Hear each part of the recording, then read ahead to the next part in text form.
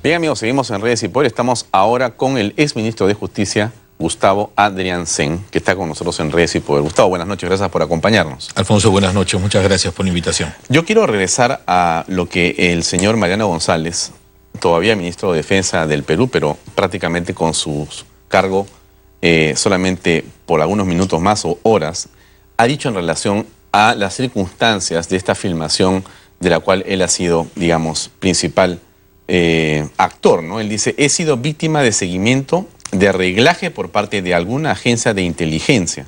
No cualquiera sigue al ministro de Defensa, tiene que ser alguien especializado.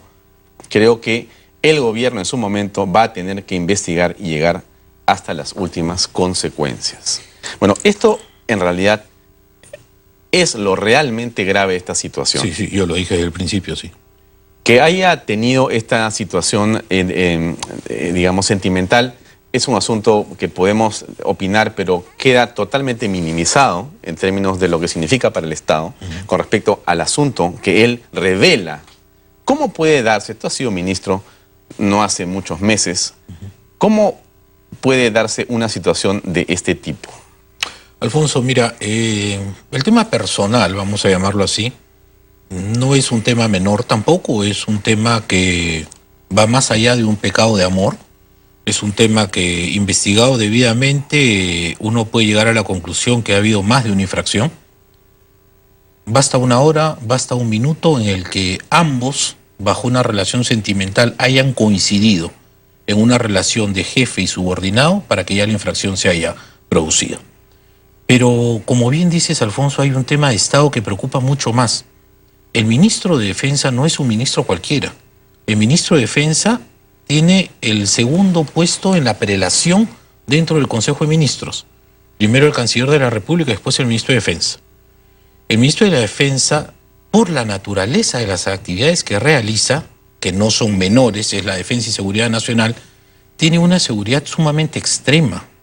¿Cuántos hombres aproximadamente forman la seguridad, según tu conocimiento, del ministro de Defensa? Yo estimo entre 20 y 25 personas.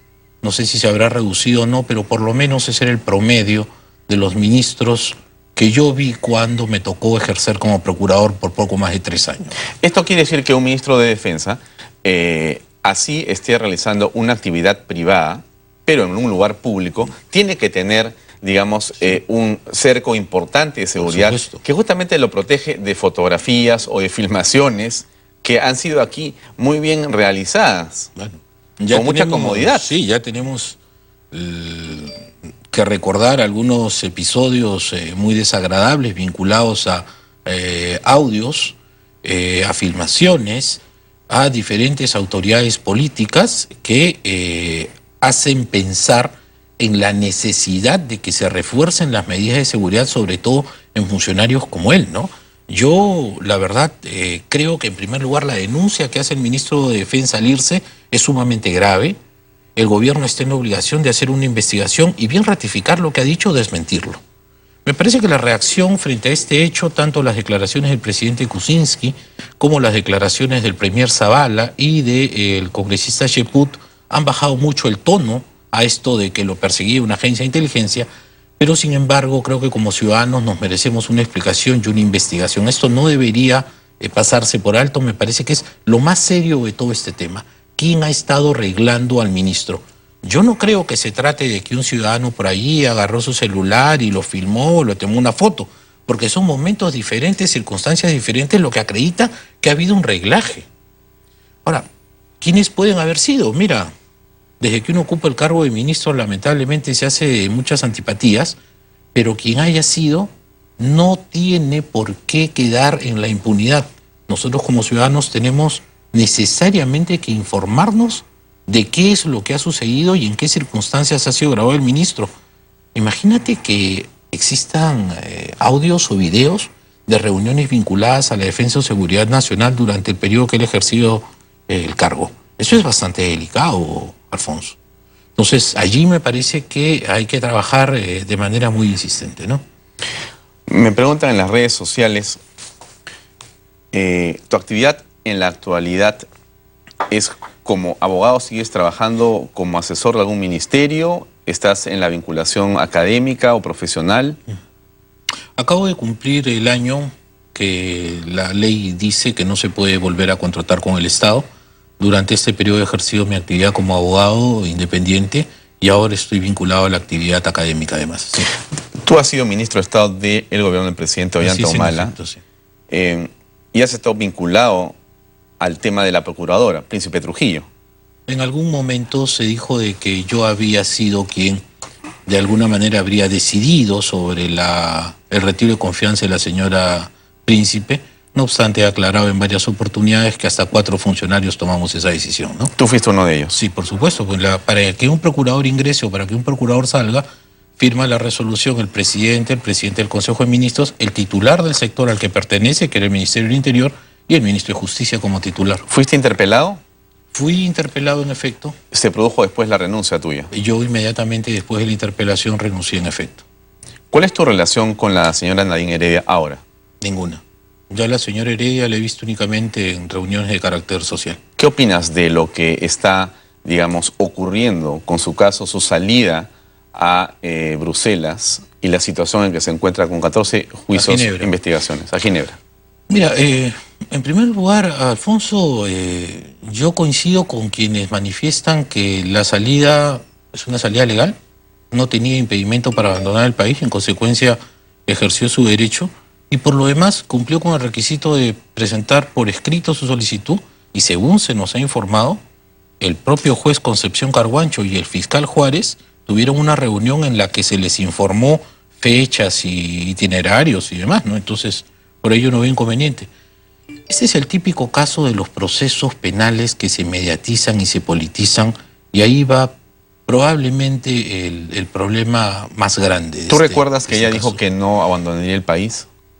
Bueno, lo recuerdo como recuerdo también algunas otras circunstancias excepcionales. Yo no sabía, por ejemplo, que ella estaba presentándose a un proceso de selección en el extranjero. Parece difícil que el gobierno tampoco lo supiera, el gobierno actual. Bueno, a mí eso sí me parece, como lo comentabas con Figueroa hace un momento, difícil de creer, ¿no? Yo no entiendo cómo es posible que nuestro servicio diplomático, tanto en Ginebra como en Italia, no hayan estado informados de este suceso. Por lo demás, me parece que la participación después de la designación tanto del Congreso, de Cancillería y inclusive de las voces políticas, de alguna manera constituyen externalidades que en su momento van a incidir sobre el desarrollo de este proceso, ¿no? Tenemos un informe que me gustaría ver si lo podemos pasar. Este informe tiene que ver justamente con lo que ha determinado la FAO al no nombrar a la señora Heredia aún, al retrasar la toma o la posesión de su cargo. Y quiero solamente ponerlo, dura 1 minuto y pico, para tener un contexto de esta conversación para nuestros amigos televidentes. Por favor, si nos pueden poner el informe. Adelante. Nadine Heredia no asumirá esta semana el cargo de directora de enlace de la FAO en Ginebra, como estaba previsto. Algunos creen que es una decisión definitiva. Yo creo que es una forma elegante de decirle regreses a su casa, ¿no? Que no la necesitamos. El lenguaje diplomático muchas veces es sumamente cortés, pero esconde situaciones realmente más extremas.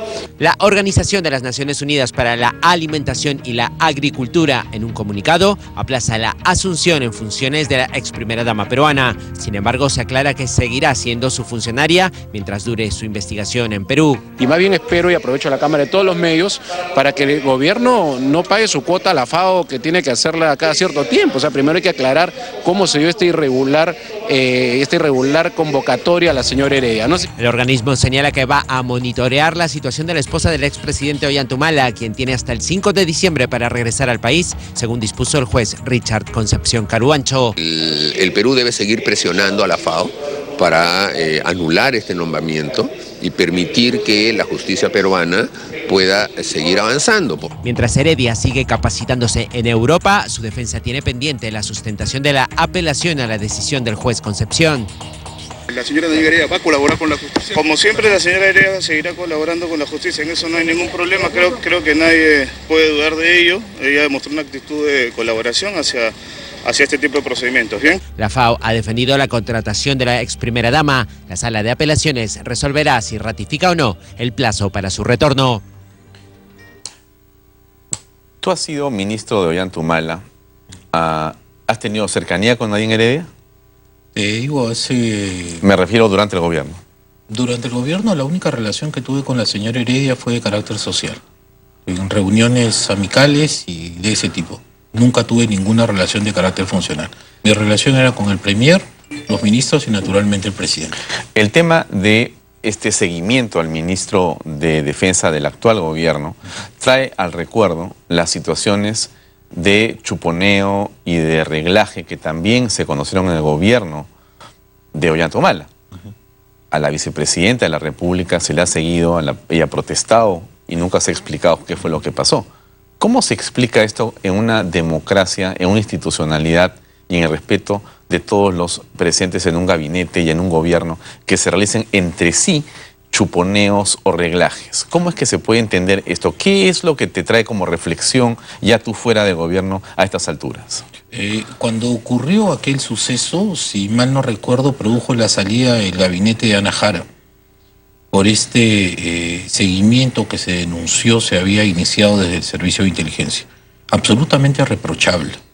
Yo, antes de haber sido ministro, siempre he tenido por valor superior la plena vigencia del Estado de Derecho y cualquier tipo de violación a la intimidad de las personas, dígase chuponeos o este tipo de reglajes, son contradictorios con un Estado de Derecho y en consecuencia yo los repruebo y los rechazo y me parece, Alfonso, que deberían ser objeto de una investigación sumamente exhaustiva y encontrar los responsables.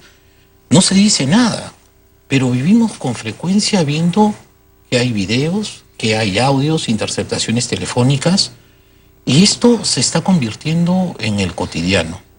Alfonso, hoy día es un político, hoy día es un ministro. Mañana va a ser un periodista y pasado va a ser un jugador de fútbol o cualquier otro ciudadano. Y cuando nos demos cuenta de lo que nos está pasando ya va a ser muy tarde. Estamos consintiendo que esos hechos se reproduzcan. Y eso a mí me parece absolutamente reprochable. ¿Qué se puede hacer desde el Estado? Porque se supone que el Estado es quien debería más bien guarecernos, ¿no? Sí, protegernos, cuidarnos, Por estar en un Estado de Derecho. Esas cosas no pueden ocurrir salvo que el juez lo determine seguramente o que seguramente existan razones de peso, ¿no? Tenemos la sospecha que ahí se está produciendo un delito o estamos siguiendo a una persona que está acusada de una serie de circunstancias que son, digamos, atentatorias contra la estabilidad jurídica, contra la defensa nacional. Entonces se puede, por supuesto, activar todo lo que el Estado de Derecho y el imperio de la ley le otorgan a un Estado democrático. Para eso está hecha la ley. Para eso está hecho la ley. Si hay flagrancia o si hay una autorización judicial, por supuesto, eso es innegable. Pero besos y abrazos de un ministro no es la flagrancia, será pues del amor, como dice el ministro González. Eso sí hay que reconocerlo, pero lo extraño es que ocurra y que ese que es el tema más delicado no sea el que estamos, digamos, analizando acá. ¿Quién hizo esa filmación? Eso es lo delicado del tema. ¿Quién lo hizo y con qué propósito? ¿Con qué propósito puede ser? Te escuchaba preguntándole a Figueroa qué han querido, a quién le incomoda, es una piedra en el zapato, ¿para qué? Mira, los sospechosos pueden ser muchos, ¿ah? Mira, un proveedor que perdió un proceso, un trabajador que fue despedido, es que hay 50.000 personas que podrían ser. ¿Sabes qué es lo importante, Alfonso? Que eso no ha debido ocurrir. Él no nos puede venir a decir que una agencia de inteligencia lo ha perseguido. Él ha debido traernos a esa agencia de inteligencia detenida. Y sí tienen los medios, porque las 3 Fuerzas Armadas tienen sistemas de inteligencia. Y pueden resguardar con toda facilidad al señor ministro. El problema que tenemos aquí es que se están cometiendo estos ilícitos y no hay nada. No sabemos nada de la investigación y no se captura tampoco a nadie. Y eso es un verdadero problema. ¿Qué debería hacer quién? ¿El Congreso de la República? Bueno, a mí me parece que en primer lugar, mira, nosotros en el país vivimos bajo el trauma psicológico que nos provocó el SIN de Vladimiro Montesinos. Y nunca hemos vuelto a activar un servicio de inteligencia nacional que se precie de serlo. No que vaya persiguiendo políticos ni periodistas, sino que haga esa labor que tú dices, la que se hace en cualquier parte del mundo.